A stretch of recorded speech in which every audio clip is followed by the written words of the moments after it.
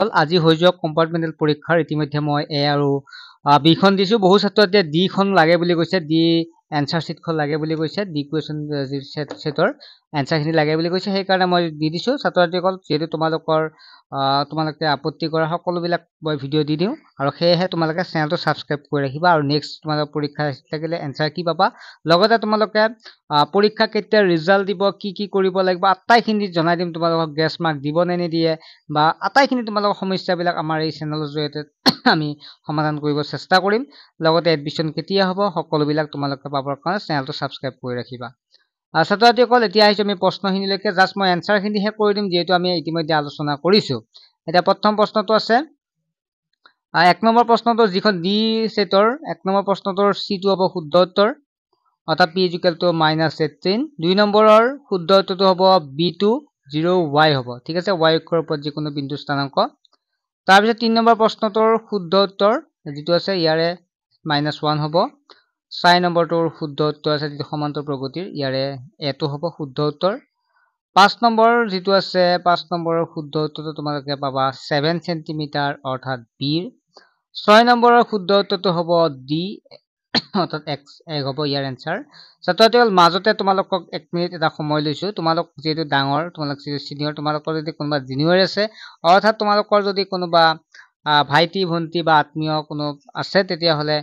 online class কৰিব পাৰিব মাত্ৰ 99 টকাত গতে যেটো তোমালোক খুদিব তোমালোক সিনিয়ৰ হয় তেতিয়া তোমালোকে জনাই দিব পাৰিবা যে আমাৰ নাম্বাৰটো দি দিব পাৰিব ঠিক আছে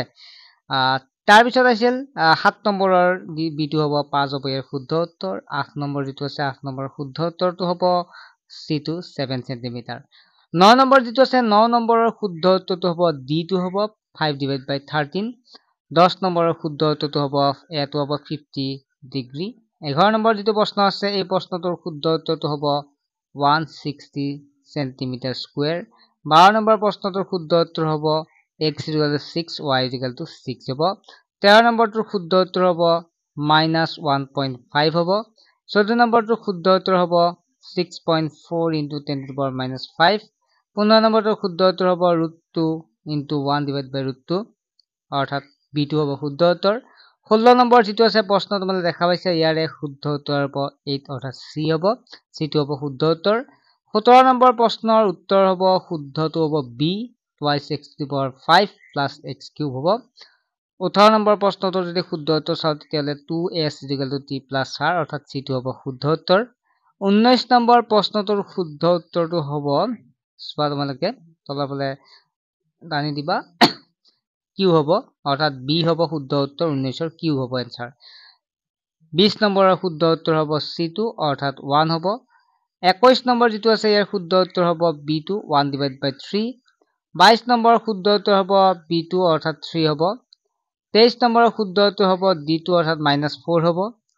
24 নম্বৰটোৰ শুদ্ধ উত্তৰ হ'ব ইয়াৰে 15 সেন্টিমিটাৰ অৰ্থাৎ d2 হ'ব শুদ্ধ উত্তৰ 24ৰ 25 নম্বৰ তাৰ পিছত আহিল 25 নম্বৰ যেটো আছে ইয়াৰে শুদ্ধ উত্তৰ হ'ব d2 1 আৰু 2 26 নম্বৰৰ শুদ্ধ উত্তৰটো হ'ব c2 2 3 হ'ব 27 নম্বৰ যেটো আছে ইয়াৰ শুদ্ধ উত্তৰ হ'ব 5:1 28 নম্বৰ যেটো আছে ইয়াৰ শুদ্ধ উত্তৰ হ'ব 10:30 ডিগ্ৰী অৰ্থাৎ b2 হ'ব শুদ্ধ উত্তৰ 29 নম্বৰৰ শুদ্ধ উত্তৰ হ'ব d2 cos a হ'ব শুদ্ধ উত্তৰ 30 নম্বৰ যেটো আছে 30 নম্বৰৰ শুদ্ধ উত্তৰ হ'ব b2 7.2 সেন্টিমিটাৰ